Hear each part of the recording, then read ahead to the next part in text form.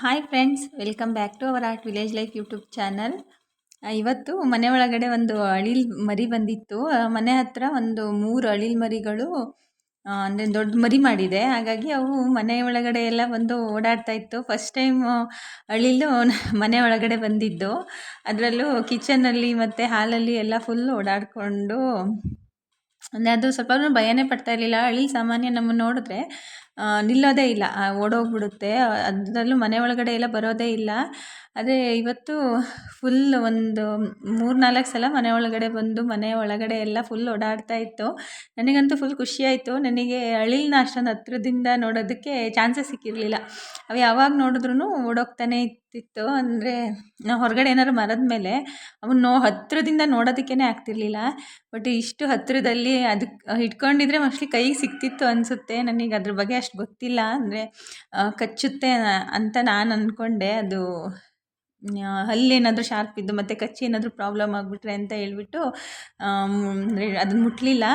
ಮುಟ್ಟೋದಕ್ಕೆ ಬಿಡ್ತಾಯಿತ್ತು. ಹತ್ರ ಹೋದ್ರೂ ಅಷ್ಟೊಂದೇನು ಗಾಬರಿಯಾಗಿ ಓಡೋಗೋದು ಆ ಥರ ಎಲ್ಲ ಮಾಡ್ತಿರ್ಲಿಲ್ಲ. ಮನೆಯೆಲ್ಲ ಫುಲ್ಲು ಓಡಾಡಿಕೊಂಡು ಆಮೇಲೆ ಹೊರಗಡೆ ಹೋಯಿತು. ಟೋಟಲ್ 3 ಮರಿಗಳಿದ್ದು. ನನಗಂತೂ ಫುಲ್ ಖುಷಿಯಾಗಿ ಹೋಗ್ಬಿಡ್ತು. ಇವತ್ತು ಇನ್ನು ಮನೆ ಹತ್ರನೇ ಎಲ್ಲ ತುಂಬ ಹಲಸಿನ ಬಡ್ಕೆಲ್ಲ ಇತ್ತು. ಹಾಗಾಗಿ ಅದನ್ನು ತಗೊಂಡು ಪಲ್ಯಕ್ಕೆ ಅಂತ ಹೇಳಿ ಎಲ್ಲ ಕಟ್ ಮಾಡಿಕೊಂಡು, ಇನ್ನು ರಾತ್ರಿ ಸಾಂಬಾರಿಗೆ ಸ್ವಲ್ಪ ಬೇಳೆ ಸಾಂಬಾರು ಮಾಡಿದ್ದೆ. ಅದ್ರ ಜೊತೆ ಏನಾದರೂ ನಂಚ್ಕೊಳ್ಳೋದಕ್ಕೆ ಮಾಡ್ಕೊಳ್ಳೋಣ ಅಂತ ಹೇಳಿ ಹಲಸಿನ ಬಡ್ದು ಕಬಾಬ್ ಮಾಡ್ಕೊಳ್ಳೋಣ ಅಂತ ಸ್ವಲ್ಪ ಹಲಸಿಂದು ಪಲ್ಯಕ್ಕೆ ಸ್ವಲ್ಪ ಚಿಕ್ಕ ಚಿಕ್ಕದಾಗಿ ಕಟ್ ಮಾಡಿಬಿಟ್ಟು, ಈ ಹಲಸಿನ ಬಡ್ಗಿಗೆ ಸ್ವಲ್ಪ ಕಬಾಬ್ಗೆ ಸ್ವಲ್ಪ ದೊಡ್ಡದಾಗೆಲ್ಲ ಕಟ್ ಮಾಡಿಕೊಂಡು, ಇನ್ನು ಅದನ್ನು ಒಂದು 5-6 ನಿಮಿಷ ಲೋ ಫ್ಲೇಮಲ್ಲೇ ಬೇಯಿಸ್ಕೊಂಬಿಡೋಣ. ಬೇಯಿಸ್ಕೊಂಡ್ರೆ ಇನ್ನು ಕಬಾಬಿಗೆ ಚೆನ್ನಾಗಾಗುತ್ತೆ ಅಂತ ಹೇಳಿ ಸ್ವಲ್ಪ ಉಪ್ಪು ಮತ್ತು ಅರಿಶಿನ ಪುಡಿನ ಹಾಕಿ ಅಂದರೆ ಒಂದು 5-6 ನಿಮಿಷ ಒಂದು ಲೋ ಫ್ಲೇಮಲ್ಲೇ ಈ ಥರ ಫಸ್ಟೇ ಒಂದು ಸ್ವಲ್ಪ ಬೇಯಿಸ್ಕೊಳ್ಳೋದ್ರಿಂದ, ಒಂದು 70% ಫಸ್ಟೇ ಬೇಯಿಸ್ಕೊಳ್ಳೋದ್ರಿಂದ ಏನು ನಾವು ಎಣ್ಣೆಲಿ ಕರಿತೀವಲ್ವ, ಆವಾಗ ಅಷ್ಟು ಒಳಗಡೆ ಅಷ್ಟೊಂದೆಲ್ಲ ಬೆಂದಿರಲ್ಲ. ಈ ಥರ ಫಸ್ಟೇ ಒಂದು ಸ್ವಲ್ಪ ಬೇಯಿಸ್ಕೊಳ್ಳೋದ್ರಿಂದ ಕಬಾಬು ತುಂಬ ಚೆನ್ನಾಗಿ ಬರುತ್ತೆ, ತುಂಬ ಟೇಸ್ಟಿಯಾಗಿ ಕೂಡ ಇರುತ್ತೆ. ಹಾಗಾಗಿ ಹಸಿ ಅಂತ ಅನಿಸಲ್ಲ. ಅದಕ್ಕೋಸ್ಕರ ಫಸ್ಟೇ ಒಂದು ಸ್ವಲ್ಪ ಬೇಯಿಸ್ಕೊತಾ ಇದ್ದೀನಿ. ಇನ್ನು ಇದೆಲ್ಲ ಬೆಂದಮೇಲೆ ಅದನ್ನು ಒಂದು ಸ್ವಲ್ಪ ನೀರಿಲ್ಲದೆ ಇರೋ ಥರ ನೀಟಾಗಿ ಶೋಧಿಸ್ಕೊಬಿಟ್ಟು, ಇನ್ನು ಈ ಕಡೆ ಮಸಾಲೆಗೆಲ್ಲ ರೆಡಿ ಮಾಡ್ಕೊತಾ ಇದ್ದೀನಿ. ಇನ್ನು ಇದಕ್ಕೆ 1-2 ಸ್ಪೂನ್ ಆಗೋಷ್ಟು ಖಾರ ಪುಡಿ, 1 ಸ್ಪೂನ್ ಧನಿಯಾ ಪುಡಿ ಮತ್ತು ಸ್ವಲ್ಪ ಜೀರಿಗೆ ಪುಡಿ, ಕಡಲೆ ಹಿಟ್ಟು 1-2 ಸ್ಪೂನು, ಅಕ್ಕಿ ಹಿಟ್ಟು 1-2 ಸ್ಪೂನು, ಮತ್ತು ಮೈದಾ 1-2 ಸ್ಪೂನು, ಕಾರ್ನ್ಫ್ಲೋರ್ 1-2 ಸ್ಪೂನು, ಮತ್ತು ಕಸ್ತೂರಿ ಮೇಥಿ ಸ್ವಲ್ಪ, ಮತ್ತು ಗರಂ ಮಸಾಲ ಒಂದು ಅರ್ಧ ಸ್ಪೂನು, ಮತ್ತು ಸ್ವಲ್ಪ ಶುಂಠಿ ಬೆಳ್ಳುಳ್ಳಿ ಪೇಸ್ಟು, ಮತ್ತು ರುಚಿಗೆ ಎಷ್ಟು ಬೇಕೋ ಅಷ್ಟು ಉಪ್ಪನ್ನ ಹಾಕಿಬಿಟ್ಟು, ಲಾಸ್ಟಿಗೆ ಸ್ವಲ್ಪ ನಿಂಬೆ ರಸನ ಒಂದು ಅರ್ಧ ನಿಂಬೆ ರಸನ ಹಾಕಿ ಚೆನ್ನಾಗಿ ಫಸ್ಟ್ ಡ್ರೈ ಮಿಕ್ಸ್ ಮಾಡಿಕೊಂಡು, ನಾವೇನು ಹಲಸಿನಕಾಯಿದು ಬೇಯಿಸಿರ್ತೀವಲ್ವ, ಅದು ಏನು ನೀರು ಸಿಕ್ಕಿರುತ್ತೆ, ಅದು ಬೇಯಿಸಿರೋ ನೀರು, ಅದನ್ನೇ ಹಾಕ್ಕೊಂಡು ಚೆನ್ನಾಗಿ ಕಲಿಸ್ಕೋಬೇಕು. ಇನ್ನು ನಾವು ಕಬಾಬ್ ಯಾವ ಥರ ಕಬಾಬ್ಗೆ ಚಿಕನ್ ಕಬಾಬ್ ಕಲಿಸ್ಕೋತೀವಿ, ಅದೇ ಹದದಲ್ಲಿ ಕಲಿಸ್ಕೊಬಿಟ್ಟು, ಇನ್ನು ಹಲಸಿನ ಬಡ್ಗಿಂದ ನೀರನ್ನೇ ಹಾಕೋದ್ರಿಂದ ಟೇಸ್ಟು ಕೂಡ ಜಾಸ್ತಿ ಆಗುತ್ತೆ. ಅದರಲ್ಲಿ ಹಲಸಿನ ಬಡ್ಗಿಂದ ಏನು ಫ್ಲೇವರ್ ಇರುತ್ತೆ ಅದು ಸಹ ಸಿಕ್ತಾಗುತ್ತೆ. ಹಾಗಾಗಿ ಅದೇ ನೀರಲ್ಲೇ ಕಲಿಸ್ಕೊತಾ ಇದ್ದೀನಿ.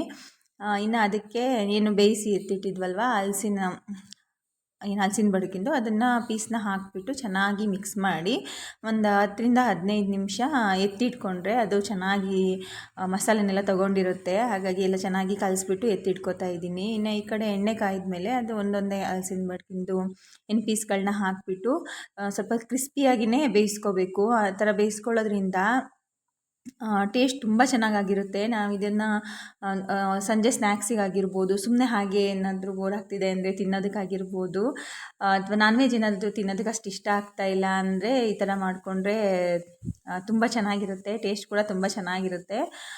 ನಾನಿವತ್ತು ಊಟಕ್ಕೆ ನಂಚ್ಕೊಳ್ಳೋದಕ್ಕೆ ಅಂತ ಮಾಡ್ಕೋತಾ ಇರೋದು ಇದನ್ನು. ಇವತ್ತು ಸ್ವಲ್ಪ ಬೇಳೆ ಸಾಂಬಾರು ಮಾಡಿದ್ದೆ ರಾತ್ರಿಗೆ, ಹಾಗಾಗಿ ಸ್ವಲ್ಪ ಊಟಕ್ಕೆ ನೆಂಚ್ಕೊಳ್ಳೋದಕ್ಕೆ ಅಂತ ಮಾಡ್ಕೊಂಡಿದ್ದು. ಈ ಥರ ಊಟಕ್ಕೆ ನೆಂಚ್ಕೊಳ್ಳೋದಕ್ಕೆ ಏನಾದರೂ ಸಡನ್ನಾಗಿ ಏನಾದರೂ ಬೇಕು ಅಂತ ಅನಿಸಿದ್ರೆ ಈ ಥರ ಹಲಸಿನ ಬಡ್ಗಿಂದು ಕಬಾಬ್ನ ಮಾಡ್ಕೋಬೋದು. ತುಂಬ ಟೇಸ್ಟಿಯಾಗಿರುತ್ತೆ, ತುಂಬ ಕ್ರಿಸ್ಪಿಯಾಗಿ ಕೂಡ ಇತ್ತು.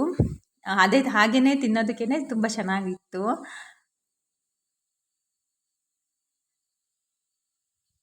ಯಾರಿಗೆ ಸ್ವಲ್ಪ ಚಿಕನ್ ಎಲ್ಲ ಮಾಡಿದ್ರೆ ಜಾಸ್ತಿ ಎಲ್ಲ ತಿನ್ನೋದಕ್ಕಾಗಲ್ಲ, ತುಂಬ ಹೀಟ್ ಅಲ್ವಾ. ಹಾಗಾಗಿ ಹೀಟು ಮತ್ತು ಮಸಾಲೆ ಎಲ್ಲ ಇನ್ನೂ ಅದನ್ನು ಮಸಾಲೆ ಹಾಕಿರೋದ್ರಿಂದ ಇನ್ನೂ ಜಾಸ್ತಿ ಹೀಟ್ ಆಗುತ್ತೆ, ಆ ಥರ ಎಲ್ಲ ಇರುತ್ತೆ. ಬಟ್ ಇದು ಯಾವುದೇ ಥರ ಹೀಟ್ ಆಗಲ್ಲ ಮತ್ತು ಟೇಸ್ಟ್ ಕೂಡ ತುಂಬ ಚೆನ್ನಾಗಿರುತ್ತೆ. ಇನ್ನು ಊಟಕ್ಕೆ ನೆಂಚ್ಕೊಳ್ಳೋದಕ್ಕೂ ಅಷ್ಟೇ ಒಂಥರ ಎಕ್ಸ್ಟ್ರಾ ಟೇಸ್ಟ್ ಕೂಡ ಬರುತ್ತೆ ಅಂತಲೇ ಹೇಳ್ಬೋದು. ನಾನಿವತ್ತು ಸ್ವಲ್ಪ ಬೇಳೆ ಸಾಂಬಾರನ್ನ ಮಾಡಿದ್ದೆ, ಹಾಗಾಗಿ ಅದ್ರ ಜೊತೆ ನೆಂಚ್ಕೊಳ್ಳೋದಕ್ಕೆ ಅಂತ ಈ ಕಬಾಬ್ನ ಮಾಡ್ಕೊಂಡಿದ್ದು. ಇನ್ನು ನನ್ನ ಮಗನಿಗಂತೂ ಏನಾದರೂ ಸ್ವೀಟ್ ಮಾಡು ಅಂತ ಹೇಳ್ತಾ ಇದ್ದ, ಹಾಗಾಗಿ ಸ್ವಲ್ಪ ಸಬ್ಬಕ್ಕಿ ಪಾಯಸನ ಮಾಡೋಣ ಅಂತ. ಇನ್ನು ಸಕ್ಕರೆ ಅವನಿಗೆ ಸ್ವಲ್ಪ ಶೀತ ಆಗಿತ್ತು, ಹಾಗಾಗಿ ಸಕ್ಕರೆ ಬೇಡ ಬೆಲ್ಲದಲ್ಲಿ ಮಾಡ್ಕೊಳ್ಳೋಣ ಅಂತ ಹೇಳಿ ಬೆಲ್ಲದ ಸಬ್ಬಕ್ಕಿ ಪಾಯಸನ ಮಾಡ್ಕೊತಾ ಇದ್ದೀನಿ ಇವತ್ತು. ಇನ್ನು ಅದಕ್ಕೆ ಒಂದು ಕಪ್ ಆಗುವಷ್ಟು ಸಬ್ಬಕ್ಕಿನ ಒಂದು 2 ಗಂಟೆ ಮುಂಚೆನೇ ನೆನೆಸಿ ಎತ್ತಿಟ್ಕೊಂಡಿದ್ದೆ. ಅದಕ್ಕೆ ಏನು 1 ಕಪ್ ಆಗೋ ಸಬ್ಬಕ್ಕಿನ ತೊಗೊಂಡಿದ್ದೆ. ಅದೇ ಕಪ್ ಅಳತೆಯಲ್ಲಿ ಬೆಲ್ಲನ ತೊಗೊಂಡಿದ್ದೀನಿ. ಬೆಲ್ಲದಲ್ಲಿ ಮಾಡೋದ್ರಿಂದ ಟೇಸ್ಟ್ ಕೂಡ ಚೆನ್ನಾಗಾಗುತ್ತೆ ಮತ್ತು ಹೆಲ್ತಿ ಕೂಡ ತುಂಬ ಒಳ್ಳೆಯದು. ಹಾಗಾಗಿ 1 ಕಪ್ ಬೆಲ್ಲಕ್ಕೆ 2.5 ಕಪ್ ಆಗೋಷ್ಟು ನೀರನ್ನ ಹಾಕಿಬಿಟ್ಟು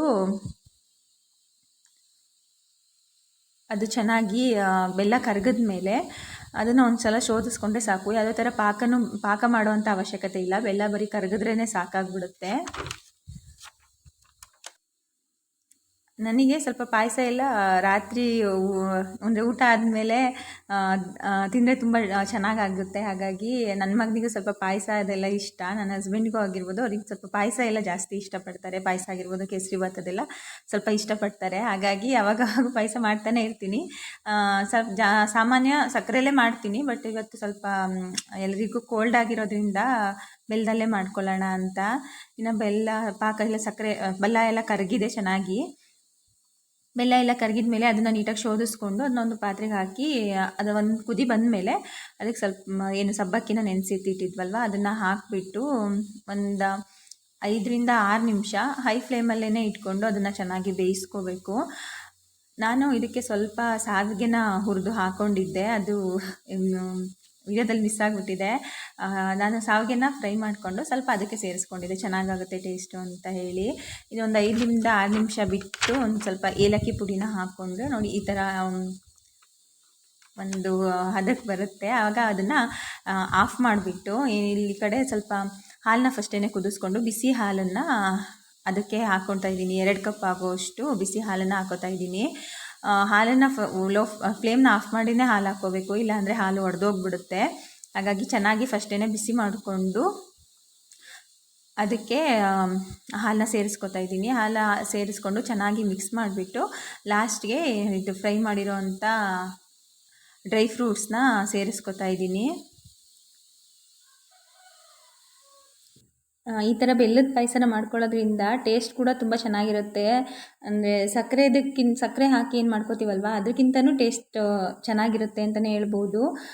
ಮತ್ತು ಹೆಲ್ತಿ ಕೂಡ ತುಂಬಾ ಒಳ್ಳೆಯದು. ಇನ್ನು ನನ್ನ ಮಗನಿಗಂತೂ ಪಾಯಸ ಅಂದ್ರೇ ತುಂಬ ಇಷ್ಟ. ಅವನಿಗೆ ಯಾವ ಥರ ಮಾಡಿಕೊಟ್ರೂ ಇಷ್ಟಪಡ್ತಾನೆ. ಬಟ್ ಇದಂತೂ ಬೆಲ್ಲದ ಪಾಯಸ ತುಂಬ ಟೇಸ್ಟಿಯಾಗಿತ್ತು, ತುಂಬ ಚೆನ್ನಾಗಾಗಿತ್ತು. ನಾನು ಸ್ವಲ್ಪ ಜಾಸ್ತಿನೇ ಮಾಡ್ಕೊಂಡಿದ್ದೆ ಕ್ವಾಂಟಿಟಿಲಿ, ಏಕೆಂದರೆ ಸ್ವಲ್ಪ ಬೆಳಗ್ಗೆ ಮತ್ತು ಸಂಜೆಗೆ ಟೈಮ್ಗೂ ಆಗಲಿ ಅಂತ ಹೇಳಿ. ಅವನು ಯಾವಾಗ್ಲೂ ಏನಾದರೂ ತಿನ್ನೋದಕ್ಕೆ ಬೇಕು ಅಂತ ಹೇಳ್ತಿರ್ತಾನೆ ಅಂತ. ಬಟ್ ಅದು ಫುಲ್ ನೈಟ್ಗೆ ಖಾಲಿಯಾಗಿ ಹೋಗ್ಬಿಡ್ತು. ಅವನು ಊಟನೇ ಮಾಡಲಿಲ್ಲ, ಬರೀ ಪಾಯಸನೇ ಕುಡ್ದಿದ್ದಾಯಿತು. ಹಾಗಾಗಿ ವೆಯ್ಟ್ ಕೂಡ ಮಾಡೋದಕ್ಕೆ ರೆಡಿ ಇರಲಿಲ್ಲ. ನನಗೆ ಬೇಕು ಇವಾಗಲೇ ಬೇಕು ಅಂತ ಹೇಳಿ ತುಂಬ ಹಿಂಸೆ ಕೊಡ್ತಾ ಇದ್ದ. ಹಾಗಾಗಿ ಅದನ್ನು ಸ್ವಲ್ಪ ತಣ್ಣಗಾಗೋವರೆಗೂ ಸಹ ವೆಯ್ಟ್ ಮಾಡಲಿಲ್ಲ. ನಾನು ತಕ್ಷಣವೇ ಅವನಿಗೆ ಪಾಯಸನ ಹಾಕ್ಕೊಟ್ಟೆ. ಇವತ್ತಿನ ನಮ್ಮ ವಿಡಿಯೋ ನಿಮಗೆ ಇಷ್ಟ ಆಗಿದ್ದರೆ ದಯವಿಟ್ಟು ಲೈಕ್ ಮಾಡಿ, ಶೇರ್ ಮಾಡಿ ಮತ್ತು ನಮ್ಮ ಚಾನಲ್ನ ಸಬ್ಸ್ಕ್ರೈಬ್ ಮಾಡ್ಕೊಳ್ಳಿ. Thank you.